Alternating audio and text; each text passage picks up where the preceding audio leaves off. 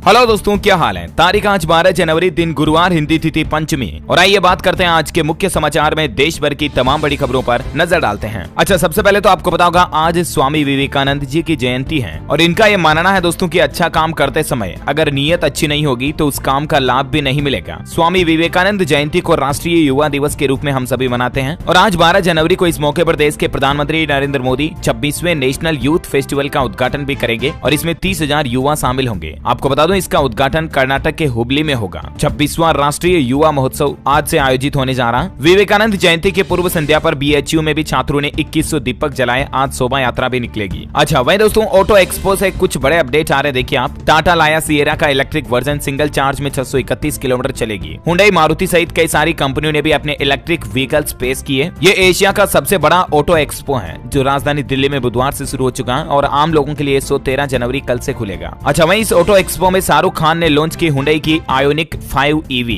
45 लाख रुपए इसकी कीमत है। सिंगल चार्ज में ये भी 631 किलोमीटर का माइलेज देगी। और इस मौके पर शाहरुख खान डीडीएलजे का गाना भी गुनगुनाए। कुछ तस्वीरें आप देख सकते हैं। मारुति कंपनी ने भी अपनी पहली कॉन्सेप्ट इलेक्ट्रिक एसयूवी पेश की। सिंगल चार्ज में 550 किलोमीटर चलेगी। और इसी तरह से देखिए जेएमबी ने भी लग्जरी फीचर से लेस गैलेक्सी बस को रोल आउट किया और एमजी मोटर्स ने भी ऑटो एक्सपो में नई हेक्टेयर को लॉन्च किया। और इस मौके पर देखिए सुजुकी के प्रेसिडेंट बोले कि ऑटो सेक्टर में भारत बनेगा नंबर 1। छोटी कारें निभाएगी अहम भूमिका। और ये वाकई में बड़ी अच्छी बात है कि ऑटोमोबाइल इंडस्ट्री के क्षेत्र में भारत दुनिया में नंबर 1 कंट्री बनने जा रहा है ना। तो ये कुछ माहौल रहा दिल्ली ऑटो एक्सपो का। और अगली बड़ी खबर देखिए, हज यात्रा में वीआईपी कल्चर पूरी तरह से खत्म होगा। मोदी सरकार ने बड़ा फैसला लिया है। हज यात्रा के लिए वीआईपी कोटे की आरक्षित सीटों को खत्म कर दिया गया। और आपको बता दूं इस बार लगभग 2023 में 2.25 लाख लोग भारत से हज यात्रा करेंगे। यूपी से भी 30,000 लोग जाएंगे। और कल ही तो आपको पता होगा सऊदी अरब की तरफ से कोरोना प्रतिबंध जो हज यात्रा पर लगाए हुए थे उनको भी सभी को हटा दिया। उम्र सीमा वगैरह को भी खत्म कर दिया। इसके बारे में जानकारी मैंने आपको कल ही बता दी थी, राइट। अच्छा, आज से voice of global south summit का आयोजन भी होने जा रहा। पीएम मोदी के भाषण से इसकी शुरुआत होगी। नई अनूठी पहल के तहत भारत 12 और 13 जनवरी को voice of global south summit का आयोजन कर रहा है। महंगाई से राहत की खबर आ रही है। ग्राहकों के लिए अच्छी खबर, खाने का तेल सस्ता हुआ है। दरअसल सरसों, सोयाबीन, मूंगफली वगैरह के तेलों की दामों में कुछ गिरावट देखने को मिली है और अभी लेटेस्ट रेट क्या चल रहे हैं आप इस लिस्ट में देख सकते हैं। हालांकि महंगाई का भी एक बड़ा झटका लगा। देखिए आप, राजधानी दिल्ली में ऑटो और टैक्सी का सफर अब महंगा होगा। अब आपको ज्यादा रुपए देने पड़ेंगे। दिल्ली सरकार की तरफ से ये बड़ा ऐलान किया गया। जी हाँ, ऑटो और टैक्सी के लिए प्रति किलोमीटर 4 रुपए रेट्स बढ़ा दिए हैं और वेटिंग चार्जेस को भी बढ़ाया गया। दिल्ली के मुख्यमंत्री अरविंद केजरीवाल सरकार की तरफ से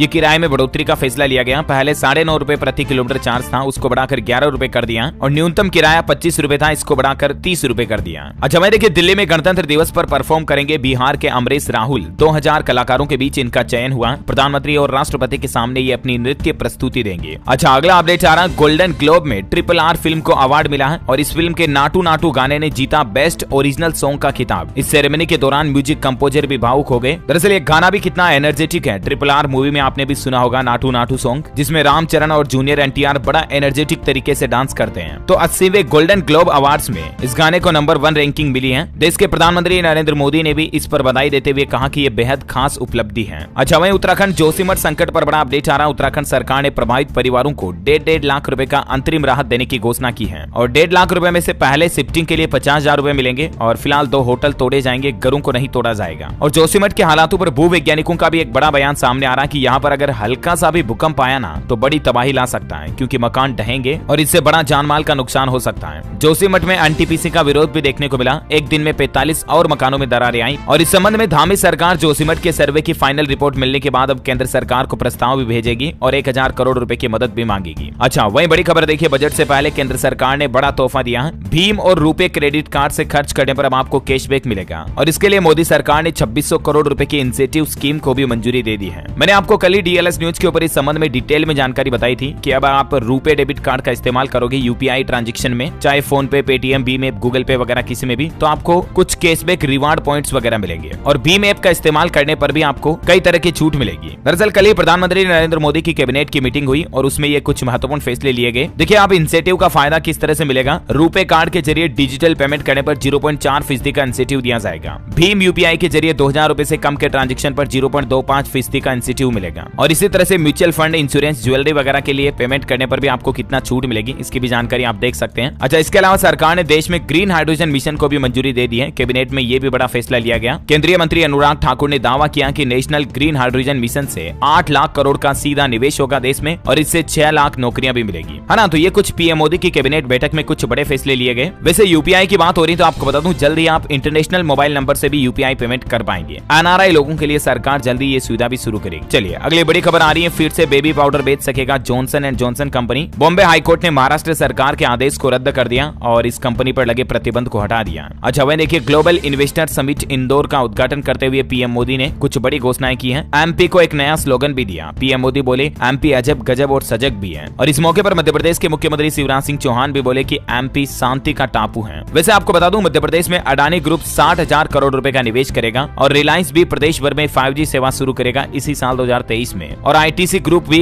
1,500 करोड़ का नया इन्वेस्टमेंट करेगा। ये कुछ बड़ी डील हुई है इस ग्लोबल इन्वेस्टर समिट में। और अच्छी बात यह है दोस्तों कि इससे मध्य प्रदेश में कई बड़े बड़े इंफ्रास्ट्रक्चर तैयार होंगे, डेवलपमेंट होगा, तो इससे कई लोगों को, युवाओं को रोजगार मिलेगा, नौकरियां मिलेगी, राइट। अच्छा, राहुल गांधी की भारत जोड़ो यात्रा पंजाब में शुरू हो चुकी है। बूंदाबांदी के बीच 25 किलोमीटर पैदल चले राहुल गांधी। बोले आरएसएस बीजेपी ने नफरत फैलाई। यात्रा में यहाँ सबसे ज्यादा सिक्योरिटी भी नजर आई। हालांकि पंजाब में लुधियाना में भारत जोड़ो यात्रा का विरोध भी देखने को मिला। कांग्रेस भवन के बाहर लोगों ने कुछ पोस्टर लगाए और लिखा कि 1947 में देश तोड़ा, 20 लाख निर्दोष मारे गए। अच्छा अगला अपडेट है दोस्तों, इस बार मकर संक्रांति पर्व जो है वो 14 की रात मकर राशि में प्रवेश करेगा सूर्य, और इसीलिए 15 जनवरी को शुक्रवा और पद्म नाम के शुभ योग में मनाई जाएगी मकर संक्रांति। यानी कि इस बार 14 को नहीं बल्कि 15 को रहेगी मकर संक्रांति, है ना। अगला अपडेट आ रहा है, हिमाचल कैबिनेट की पहली बैठक तय हो चुकी है। मुख्यमंत्री सुक्खू कल 13 जनवरी को पहली कैबिनेट की मीटिंग बुलाए और इसमें ओल्ड पेंशन स्कीम बहाली पर भी मुहर लग सकती है। अच्छा, उत्तर प्रदेश में देखिए सरकार ने एक नया नियम लागू कर दिया। अब डॉक्टरों की सेवानिवृत्ति आयु बढ़ाकर 70 साल कर दी है। विशेषज्ञ डॉक्टरों की कमी को दूर करने के लिए योगी सरकार इस तरह का प्रस्ताव तैयार कर रही है। वही देखिए, बिहार में आटा हुआ महंगा। पिछले 7 दिन में 5 रुपए तक आटे के दाम बढ़े। अब 1 किलो आटे के लिए 40 रुपए तक देने पड़ रहे हैं लोगों को। अच्छा, गुजरात रेल यात्रियों के लिए अच्छी खबर है। बांद्रा और अहमदाबाद के बीच चलेगी सुपरफास्ट ट्रेन। 11 जनवरी कल से इसकी बुकिंग शुरू हो चुकी है। वहीं प्रदूषण की रैंकिंग लिस्ट पर बड़ा अपडेट आ रहा है कि देश का 9वां प्रदूषित शहर बना बिहार का भागलपुर। AQI लेवल बढ़कर 400 पहुंचा यहाँ पर। वैसे भारत में प्रदूषण के टॉप 10 शहरों की लिस्ट जारी हुई और ये आप देख सकते हैं 10वां सर्वाधिक प्रदूषित शहर बना राजस्थान का जोधपुर। नंबर 1 पर दिल्ली है, 2 पर फरीदाबाद, फिर गाजियाबाद, फिर बिहार, पटना, मुजफ्फरपुर, नोएडा, मेरठ वगैरह वगैरह। आप देख सकते हैं पूरी लिस्ट। अच्छा, वहीं बड़ी खबर आ रही है, उत्तर प्रदेश में बिजली दरों के विरोध में उतरेंगे व्यापारी। सपा भी आंदोलन के लिए सड़कों पर उतरेगी। जिला मुख्यालयों में प्रदर्शन होंगे। दरअसल कल ही खबर आई थी कि बिजली कंपनियों ने उत्तर प्रदेश में बिजली की यूनिट रेटें बढ़ाने का प्रस्ताव सरकार को भेजा है, तो इसी के विरोध में ये तैयारियां की जा रही हैं। वैसे आपको बता दूं, उत्तर प्रदेश लखनऊ में अगले महीने 10 फरवरी तक धारा 144 भी लागू कर दी गई है। उत्तर प्रदेश की राजधानी लखनऊ में कोरोना के बढ़ते संक्रमण को देखते हुए और आने वाले त्योहारों को ध्यान में रखते हुए ये फैसला लिया गया प्रशासन की तरफ से। अच्छा, कुछ इंटरनेशनल न्यूज देखिए दोस्तों। पाकिस्तान में साल भर में प्याज के दाम 500% बढ़े और हालात ये कि पाकिस्तान की सरकार के खजाने में सिर्फ 21 दिन के खर्च का पैसा बचा पाकिस्तान देश को चलाने के लिए। पूरी बदहाली बनी हुई है पाकिस्तान में। देखिए आप, खाने के भी लाले पड़ रहे हैं लोगों के लिए। 220 रुपए किलो प्याज, 532 रुपए सरसों तेल, दूध 150 रुपए प्रति लीटर बिक रहा। अच्छा, वहीं रूस यूक्रेन युद्ध पर अपडेट आ रहा है कि नहीं होगा तीसरा विश्व युद्ध। यूक्रेन के राष्ट्रपति ने कहा, रूस से जंग में हालात बदल रहे हैं, हमें जीत का पूरा भरोसा है। बड़ी खबर है, हरियाणा के 5 जिलों में लिंगानुपात पूरी तरह से गड़बड़ा गया। 1000 लड़कों के मुकाबले बेटियों की संख्या 900 से भी कम पहुंची। सीएमओ अफसर समीक्षा करना भूले, विज को रैकेट की भी आशंका है। वहीं देखिए, कल ही जम्मू कश्मीर में एक बड़ी दुर्घटना हो गई। कुपवाड़ा में सेना के 3 जवान शहीद हो गए। माचल में बर्फ से फिसलकर गाड़ी गहरी खाई में गिर गई। रेगुलर ऑपरेशन के दौरान यह हादसा हुआ और हमारे देश के ये 3 जवान हमेशा हमेशा के लिए अमर हो गए। बड़ी खबर है, हिमाचल प्रदेश में अटल टनल से वाहनों की आवाजाही बंद हुई। 10 इंच बर्फबारी से सड़कें पूरी तरह से ब्लॉक हैं। हिमखंड गिरने की भी संभावना को देखते हुए प्रशासन ने लिया यह फैसला। वैसे बर्फबारी वगैरह की बात हो रही है, तो चलिए दोस्तों मैं आपको साथ के साथ आज के मौसम समाचार भी बता देता हूँ। हमारे देश में पश्चिमी विक्षोभ सक्रिय हो चुका है और इसके चलते कई राज्यों में बारिश के भी आसार हैं। बिहार में शीतलहर का सितम जारी रहेगा और मौसम विभाग का कहना है कि इस नए पश्चिमी विक्षोभ के चलते पंजाब, हरियाणा, पश्चिम उत्तर प्रदेश और इससे लगे आसपास के क्षेत्रों में बारिश होने की भी संभावना है। ठंड को लेकर आईएमडी की राहत देने वाली एक खबर आई है। आने वाले 4 दिनों में मिलेगी शीतलहर से राहत। राजधानी दिल्ली में बीते 23 सालों में सबसे भीषण ठंड इस बार देखने को मिल रही है। बिहार के 8 जिलों में सीवियर कोल्ड डे जारी। पंजाब, हरियाणा में आज भी बारिश की संभावना। उत्तर प्रदेश में कोहरे का red alert. Agra Kanpur highway पर टकराई 12 गाड़ियां। रायबरेली में डंपर ने 12 को रौंदा, 4 लोगों की जान भी चली गई। मध्य प्रदेश में उमरिया सबसे ठंडा इलाका दर्ज हुआ। भोपाल में कोहरे के कारण 9 दिन में 10 लाख रुपए के 1400 रिजर्व ट्रेन टिकट भी कैंसिल हुए। हरियाणा में भी ठंड ने चौंकाया। पहली बार जनवरी में 11 दिन तक लगातार ठंडे दिन देखे गए। वहीं बिहार में भी कोहरे के चलते कई सारी ट्रेनें कैंसिल हुई। तेजस, राजधानी दुरंतो समेत कई ट्रेनें 2 से 17 घंटे तक लेट रही। संपूर्ण भारत का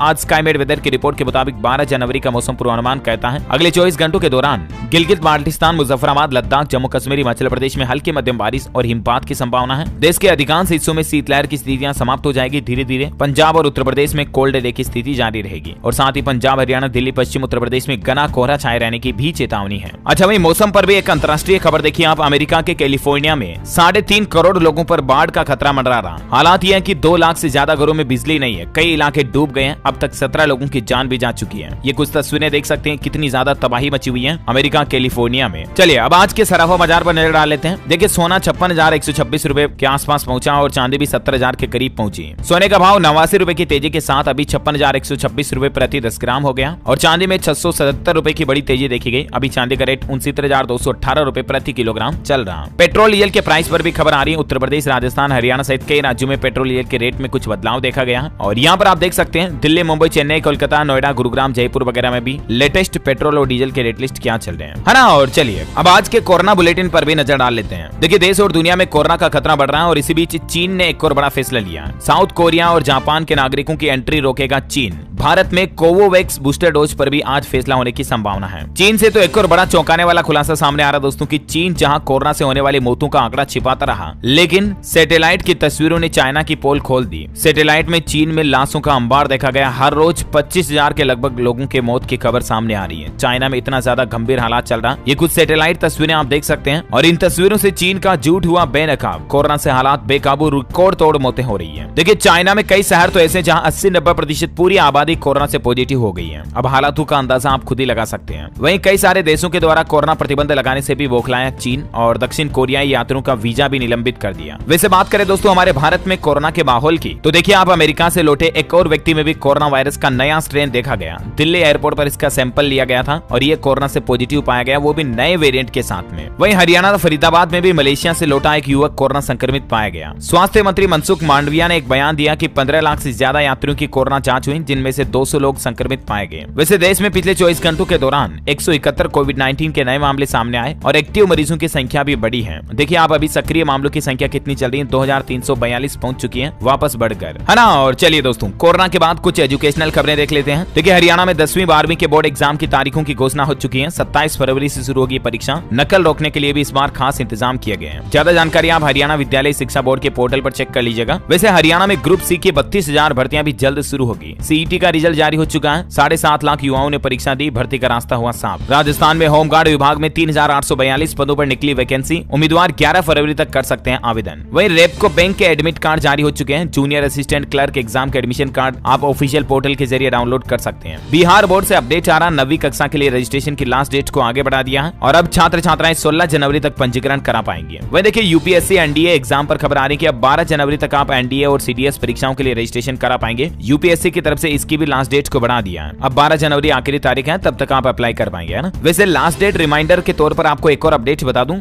जेईई मेन परीक्षा के लिए रजिस्ट्रेशन कराने की भी आज आखिरी दिन है। 24 से 31 जनवरी तक एग्जाम होगा। आज आप लास्ट डेट है, तब तक रजिस्ट्रेशन करा सकते हैं ना। वैसे जेईई मेन में शिक्षा मंत्रालय ने 75% मार्क्स का क्राइटेरिया भी खत्म कर दिया और टॉप 20% पाने वाले छात्रों को मौका भी मिलेगा। कुछ बदलाव किए गए हैं, ज्यादा जानकारी आप ऑफिशियल पोर्टल पर चेक कर लीजिएगा। अच्छा, पंजाब सरकार की बड़ी घोषणा, 8वीं और 10वीं के हर बच्चे को पैसा देगी पंजाब सरकार ताकि बोर्ड की अच्छी तैयारी कर सके और इसके लिए सरकार ने 3.5 करोड़ रुपए का बजट ग्रांट भी जारी कर दिया। साथ ही प्रिंटेड स्टडी मटेरियल देने की भी घोषणा की है पंजाब सरकार ने अपने बोर्ड स्टूडेंट के लिए, है ना। और चलिए एजुकेशन के बाद अब देश से जुड़े कुछ और अपडेट देख लेते हैं फटाफट से। देखिए बिहार में घर बैठे मिलेगा इलाज। ई संजीवनी ऐप से वीडियो कॉल पर आप डॉक्टर से बातचीत कर पाएंगे और फ्री मिलेगी ये सुविधा। बिल्कुल बिहार सरकार की तरफ से ये नई पहल शुरू की गई है। सरकारी अस्पताल में इलाज के लिए अब आपको हॉस्पिटल जाने की भी जरूरत नहीं है। स्वास्थ्य विभाग की तरफ से ई संजीवनी ऐप लॉन्च किया गया है। सुबह 10 बजे से लेकर शाम 4 बजे तक आप इस ऐप पर घर बैठे डॉक्टर से परामर्श ले पाएंगे। वैसे बिहार की बात हो ही रही तो एक दो और अपडेट देखिए आप। फिर से पटना की सड़कों पर दौड़ेगी डायल 112। पुलिस वाहनों को आज से मिलेगा पेट्रोल डीजल। वहीं बिहार के औरंगाबाद में सभी सरकारी स्कूल 15 जनवरी तक बंद रहेंगे। 12 से 15 तक, पहली से 8वीं तक के क्लास संचालन बंद किए गए ठंड को देखते हुए, है ना। अच्छा, छत्तीसगढ़ राज्य से बड़ी खबर आ रही है। देखिए धमतरी जिले के दौरे पर गए छत्तीसगढ़ के मुख्यमंत्री भूपेश बघेल और इस दौरान उन्होंने बड़ी घोषणा की है कि खिसौरा में बनेगा हाई स्कूल और मिनी स्टेडियम भी। 31 मार्च को आएगी किसान न्याय योजना की 4थी किस्त। अच्छा वही दिल्ली एम्स से एक बड़ा चौंकाने वाला खुलासा सामने आया कि 60% ट्रक चालकों को चश्मे की जरूरत है। आंखों की बीमारी को लेकर एम्स के एक कार्यक्रम में चर्चा हुई और उसी में ये डेटा सामने आया। अच्छा, बड़ी खबर आ रही है भाजपा की जन विश्वास यात्रा में भाग लेने के लिए आज 12 जनवरी को त्रिपुरा राज्य जाएंगे राष्ट्रीय अध्यक्ष जेपी नड्डा। त्रिपुरा के मुख्यमंत्री शाह की तरफ से ये बड़ा ऐलान किया गया। अच्छा, बड़ी खबर देखिए, एफसीआई के 50 सेंटर्स पर सीबीआई ने छापेमारी की। 3 राज्यों में 74 लोगों पर केस भी दर्ज किया। बिना हिसाब के 60 लाख रुपए भी मिले। दरअसल एफसीआई यानी फूड कॉर्पोरेशन ऑफ इंडिया में घोटाले की जांच की जा रही है। सीबीआई ने पंजाब, हरियाणा और दिल्ली के 50 सेंटर्स पर छापेमारी की और उसमें ये बड़ा खुलासा सामने आया। अच्छा वही देखिए दोस्तों, फूड सप्लीमेंट को लेकर एक बड़ी चौंकाने वाली रिसर्च सामने आ रही है कि भारत में 15% फूड सप्लीमेंट बिल्कुल अनसेफ है, यानी असुरक्षित है।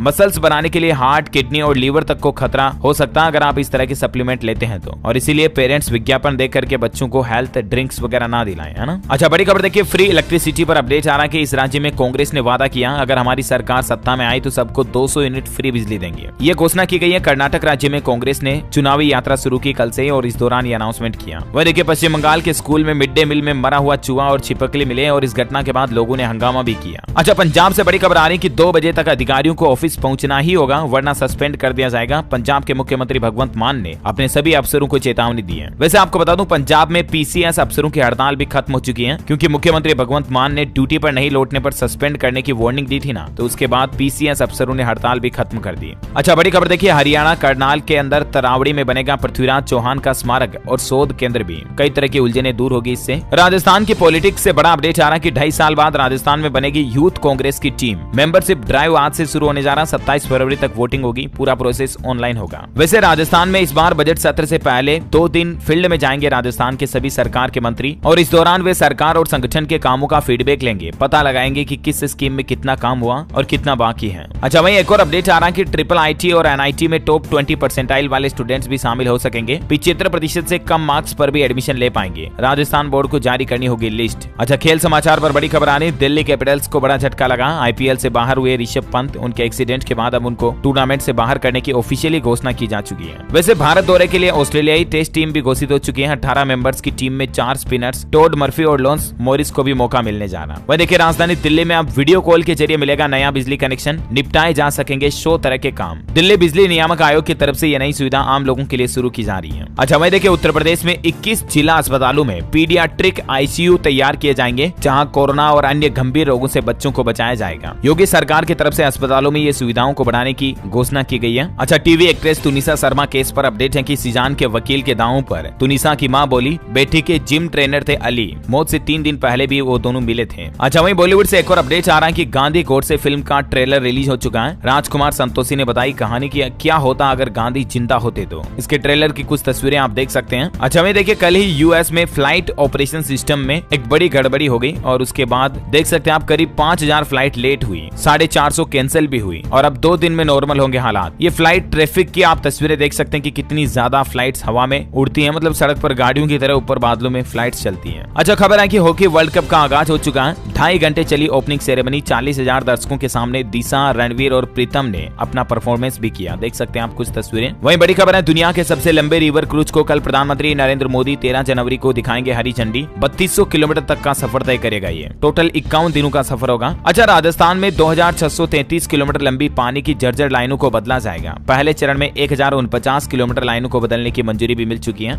और हर घर रोज नल की व्यवस्थाओं को बढ़ाने के लिए राजस्थान सरकार ये बदलाव करने जा रही है। अच्छा बड़ी खबर है, उद्घाटन से पहले ही सिकंदराबाद विजयवाड़ा वंदे भारत ट्रेन पर भी पथराव की घटना देखी गई। 19 जनवरी को पीएम नरेंद्र मोदी आंध्र प्रदेश में ये नई वंदे भारत एक्सप्रेस ट्रेन का उद्घाटन करेंगे, लेकिन इससे पहले ही कुछ असामाजिक तत्वों ने इस ट्रेन पर पथराव किया। इससे पहले हाल ही में आपको पता होगा पश्चिम बंगाल में भी वंदे भारत पर पथराव की घटना सामने आई थी, राइट। अच्छा वहीं बैंकिंग न्यूज पर बड़ी खबर है, एक्सिस बैंक में सीनियर सिटीजन को एफडी पर अब अधिकतम 8% तक का ब्याज मिलेगा। कुछ और ज्यादा जानकारी आप देख सकते हैं अलग अलग टाइम पीरियड की एफडी के बारे में, कितने टाइम की एफडी पर अब आपको कितना इंटरेस्ट मिलेगा वगैरह वगैरह, है ना। अच्छा मोदी सरकार का एक नया प्लान देखिए, अब बच्चों के लिए सुरक्षित होगा इंटरनेट। सरकार एक नया डिजिटल एक्ट लाने जा रही है और इसमें साइबर बुलिंग और किसी दूसरे की निजी जानकारी इंटरनेट पर डालने को अपराध बनाने की भी तैयारी कर रही है। जल्द ही सरकार इस संबंध में नया ड्राफ्ट जारी कर सकती है। डिजिटल इंडिया एक्ट मौजूदा आईटी एक्ट की जगह लेगा। वहीं देश भर में नेशनल रोड सेफ्टी वीक का आयोजन होने जा रहा है। कल से ही शुरुआत हो चुकी है। 17 जनवरी तक सड़क सुरक्षा सप्ताह मनाया जाएगा। सड़क परिवहन और राजमार्ग मंत्रालय द्वारा आयोजित इस सप्ताह का उद्देश्य है लोगों को सड़क सुरक्षा के बारे में जागरूक करना। अच्छा अगला अपडेट देखिए, महाराष्ट्र के मुख्यमंत्री एकनाथ शिंदे का बड़ा ऐलान। राज्य में जल्द ही 40,000 रिक्त पदों के लिए बंपर भर्ती निकाली जाएगी। महाराष्ट्र सरकार का कहना है कि महापालिका, नगर परिषद वगैरह इनमें कई पदों पर 40,000 भर्तियां आएगी। वह देखिए, उत्तर प्रदेश मेरठ में गंगा किनारे 10 किलोमीटर लंबाई का तटबंध बनेगा और इसके लिए केंद्रीय जल आयोग ने 73 करोड़ रुपए की राशि भी स्वीकृत कर दी है। नोएडा में 31 जनवरी तक लगाए जाएंगे पानी के 4600 मीटर। रूस यूक्रेन युद्ध के कारण इसका काम रुका था, लेकिन अब जल्द ही वापस शुरू होगा। अच्छा दिल्ली हाईकोर्ट का एक बड़ा फैसला देखिए, सीएपीएफ को मिलेगी पुरानी पेंशन। अदालत बोली कि यह है भारत के सशस्त्र बल। बल। दरअसल केंद्र सरकार कई मामलों में केंद्रीय अर्धसैनिक बलों को सशस्त्र बल मानने के लिए तैयार नहीं थी, लेकिन आखिरकार दिल्ली हाईकोर्ट ने इनके पक्ष में बहुत ही अच्छा फैसला सुनाया। अच्छा, वहीं खबर है कि बिहार में चालान बकाया तो फिर नहीं बनेगा निजी वाहनों का प्रदूषण प्रमाण पत्र। 1 फरवरी 2023 से ये नया नियम लागू होगा। वैसे बिहार में कल ही नीतीश सरकार ने एक और ये बड़ा फैसला लिया था कि अब सरकारी अस्पतालों में 611 तरह की दवाएं मरीजों को मुफ्त मिलेगी। पहले इसमें सिर्फ 387 तरह की दवाएं थी, उसको बढ़ाकर 611 कर दिया। अच्छा, वहीं भारतीय सेना का भी एक और बड़ा फैसला देखिए, अब तोप भी चलाएंगी महिलाएं। आखिर महिलाएं अब किसी भी क्षेत्र में पीछे नहीं रही है। और अंतिम अपडेट है दोस्तों, वाटर विजन 2047 पर बोले पीएम मोदी, मनरेगा के तहत पानी पर करें अधिक से अधिक काम ताकि जल संरक्षण को बढ़ावा मिले हमारे देश में। ओके दोस्तों, तो इस कड़ी में आज दिन भर की तमाम बड़ी खबरें, मुख्य समाचार का अपडेट वीडियो यहीं फिनिश होता है। आप मुझे कमेंट करके बताइए कि जनरल साइंस का एक क्वेश्चन है, हवा में ध्वनि की गति क्या होती है, साउंड की स्पीड कितनी है। 2 ऑप्शन देता हूं आपको, 232 मीटर प्रति सेकंड या 332 मीटर प्रति second. Which is right option, let me know in the comment box. सही जवाब देने वाले रैंडमली लोगों को सेलेक्ट किया जाएगा DLS न्यूज टीम की तरफ से और आप जीत सकते हैं एक शानदार सरप्राइज गिफ्ट। इसी के साथ ही अगर आपको वीडियो अच्छा लगा तो इसे लाइक करना, शेयर भी करना अपने दोस्तों के साथ फेसबुक और व्हाट्सएप पर। DLS न्यूज चैनल को सब्सक्राइब करके बेल आइकन जरूर दबा देना ताकि आप ऐसे ही काम की महत्वपूर्ण खबरें रोजाना देख पाएंगे। Thank you, take care, good bye, जय हिंद, जय भारत, वंदे मातरम।